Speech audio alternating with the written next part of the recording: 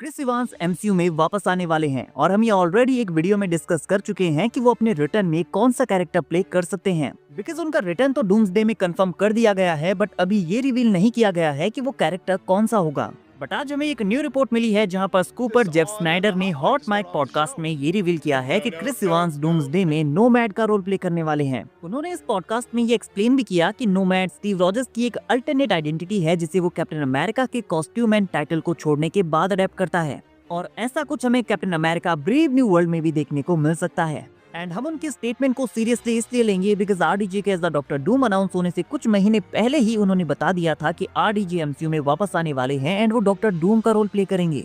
And now उनका ये कहना है कि क्रिस इवांस नोमैड का रोल प्ले करेंगे और उन्हें हम captain America brave new world में भी देख सकते हैं। एंड आई थिंक ये कैप्टन अमेरिका का वेरिएंट होने वाला है बिकॉज हमारे अर्थ 616 का स्टीव रॉजर्स अब बूढ़ा हो चुका है और एंड गेम के बाद हमने उसे दोबारा एमसीयू में नहीं देखा है।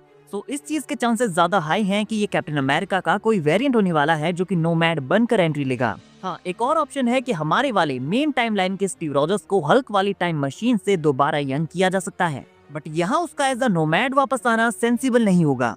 और अगर सच में नोमैड को captain America brave new world में कुछ सेकंड्स के लिए भी फीचर किया जाता है तो ये captain America brave new world को ऑलरेडी एक ब्लॉकबस्टर मूवी बना देगा। बिकॉज स्टीव रॉजर्स को हमने एंड गेम से नहीं देखा है और नाउ अगर वो वापस आते हैं तो उनके कैमियो के लिए भी फैंस इस मूवी को देखने के लिए जरूर जाएंगे। एनीवेज, अगर हम नोमैड के कैरेक्टर की बात करें तो ये होता तो स्टीव रॉजर्स ही है, बट उसके पास अब कैप्टन अमेरिका का टाइटल नहीं होता। वो यूएस गवर्नमेंट की करप्शन एंड पॉलिटिकल इश्यूज की वजह से कैप्टन अमेरिका के टाइटल एंड यूनिफॉर्म को त्याग देता है। हालांकि अब भी वो अपने लिए एक न्यू सूट बनाता है और सही के लिए फाइट करना कंटिन्यू रखता है, लेकिन अब उसका किसी भी कंट्री के साथ कोई कनेक्शन नहीं होता।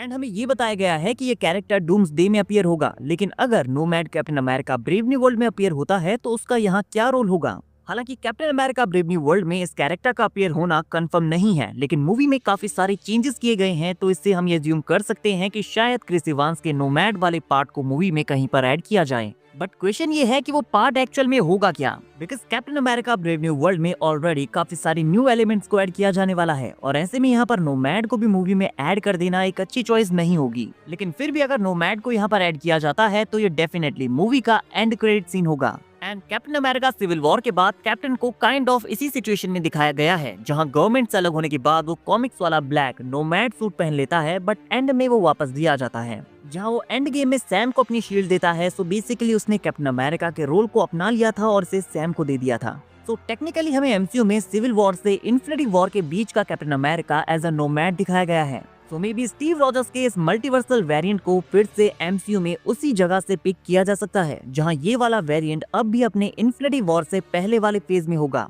और इस वाले कैप्टन अमेरिका के यूनिवर्स के इवेंट्स थोड़े से डिफरेंट होंगे। हो सकता है कि डॉक्टर डूम भी उसी के यूनिवर्स से बिलोंग करता हो और उसी की वजह से नोमैड अर्थ 616 में ट्रेवल करेगा, जो कि डॉक्टर डूम के प्लान के बारे में जान जाएगा और उसे मल्टीवर्स को डिस्ट्रॉय करने से रोकने के लिए मेन टाइमलाइन में ट्रेवल करेगा। इस वाले कैप्टन अमेरिका के यूनिवर्स में टोनी स्टार्क नहीं विक्टर वॉन डूम होगा। एमसीयू के Tony Stark and Steve Rogers दोनों फ्रेंड्स थे, लेकिन उसके यूनिवर्स के विक्टर वॉन डूम और वो दोनों एनिमीज हैं। और ऐसा इसलिए क्योंकि अगर क्रिस इवांस को एमसीयू में वापस लाया जाने वाला है तो डेफिनेटली उनका कोई बड़ा रोल होने वाला है। बिकॉज स्टीव रॉजर्स की जर्नी ऑलरेडी परफेक्टली एंड हो चुकी है, उसे वापस लाने की कोई जरूरत नहीं है, बट मार्वल ऐसा करने वाला है। इट मीन्स कि उन्होंने इस कैरेक्टर के लिए काफी कुछ प्लान किया है। तो आई बिलीव कि Scarlett Johansson as Black Widow भी वापस आ सकती हैं, जो कि शायद उसी यूनिवर्स से बिलोंग करेंगी जहां से स्टीव रॉजर्स का ये वेरिएंट होगा। एंड इस यूनिवर्स में भी नताशा रोमानोफ एंड स्टीव रॉजर्स काफी अच्छे दोस्त होंगे जो कि मिलकर डॉक्टर डूम को ट्रैक डाउन करेंगे और इसी प्रोसेस में वो अर्थ 616 में आएंगे जहां वो बाकी के एवेंजर्स लाइक सैम विल्सन के कैप्टन अमेरिका से मिलेंगे और फिर वो सारे मिलकर डूम को रोकने का ट्राई करेंगे।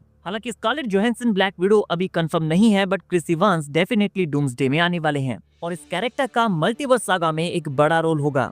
तो र्यूमर्स के अकॉर्डिंग इस बात के चांसेस हैं कि captain America brave new world में नोमैड अपीयर हो जाए, बट मेरा पर्सनली ये मानना है कि ये चीज इतनी जल्दी नहीं होनी चाहिए। डूम्सडे में अभी काफी अच्छा खासा टाइम बचा है और इतनी जल्दी इस कैरेक्टर को इंट्रोड्यूस करवाना सही नहीं होगा।